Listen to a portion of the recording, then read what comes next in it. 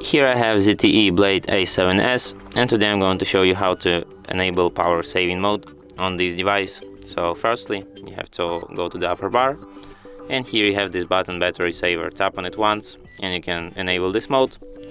You can also access some of its settings by holding your finger on it.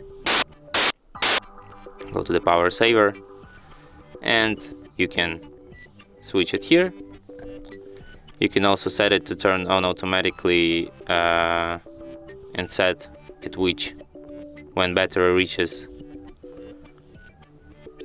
for example, 26%.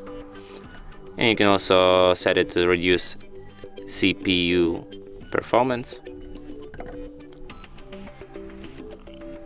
And that's it.